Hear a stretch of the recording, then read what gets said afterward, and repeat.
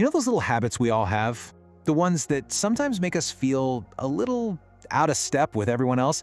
Well, what if they aren't just random quirks? What if they're actually signs of a really unique and deeply intelligent mind? Today, we're diving into the psychology behind these misunderstood behaviors. I mean, I think we've all been there, right? You're analyzing a situation from 10 different angles while everyone else seems to be on autopilot. Or maybe you find way more peace in being by yourself than you do at a loud party. If any of that is ringing a bell, you are definitely in the right place. So we're going to pull back the curtain on these super common traits. We'll explore the psychology that explains why you think and act the way you do. And more importantly, we'll see how these very habits are actually linked to some powerful skills like complex problem solving and emotional independence. All right, first up, let's talk about what's going on inside your head. That rich, sometimes kind of chaotic inner world of yours. That's our first stop. This right here is such a crucial distinction to make. It's so easy to just label deep thought as anxiety or overthinking.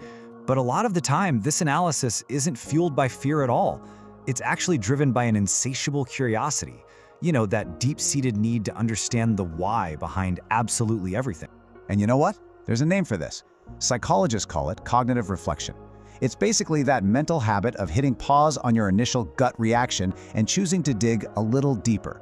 So instead of just reacting to the world, you're actively reflecting on it. So the big reframe here is this. The next time you catch yourself running through a million scenarios or deconstructing an idea, just try to recognize it for what it truly is.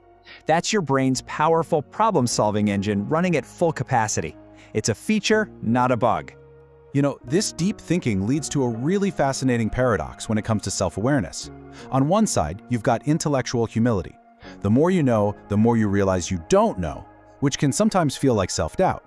But on the other side, you've got the Dunning-Kruger effect, where a lack of knowledge can lead to total overconfidence.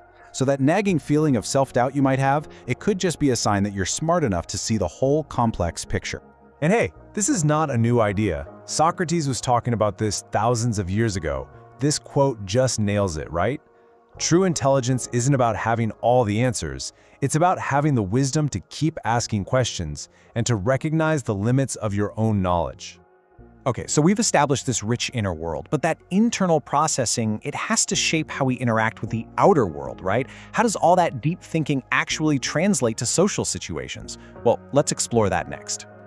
This is where the misunderstandings can get really obvious in how we connect with others, or sometimes how we choose not to connect. All right, here's another key psychological concept for you: low social dependency. This just means your sense of value isn't tied to how many likes you get or compliments or social invites. Your self-worth, it comes from the inside. You don't need a bunch of external validation to feel whole because you generate that feeling all on your own. And this is the reframe that really matters.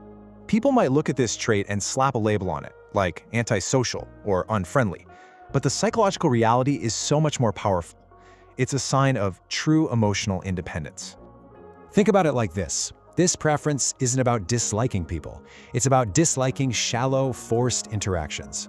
For you, the value you get from one deep, authentic conversation is way, way higher than any number of superficial social events. It's a clear choice of quality over ritual. Let's use a perfect example: the person who treats their birthday like it's just any other Tuesday.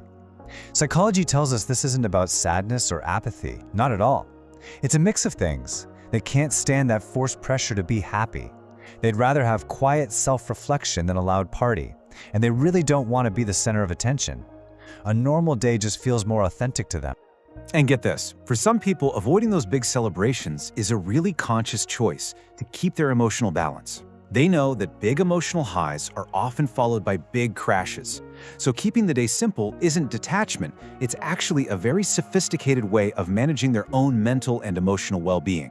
So let's bring it all home. It's time to swap out those old negative labels for new ones that are actually grounded in some psychological insights. So let's just put these reframes side by side. That anxious overthinker, now let's call them a productive cognitive reflector. The antisocial loner, more like someone who values solitude to recharge. That person who seems unhappy on their birthday, they just prefer reflection and authenticity. And that person who seems arrogantly quiet, they're probably an active, careful observer, just taking in all the details everyone else is missing. See, it's all about shifting perspective. So the most important thing to remember is this. These traits are not flaws that need to be fixed. They are hallmarks of a brain that is wired for deep thought, self-awareness, genuine connection, and emotional independence. So embrace them. And I'll just leave you with this question. After looking at the psychology behind these behaviors, what's one thing you'll see differently now, either in yourself or maybe in someone else? Hopefully you won't see a quirk, but a sign of a truly remarkable mind at work.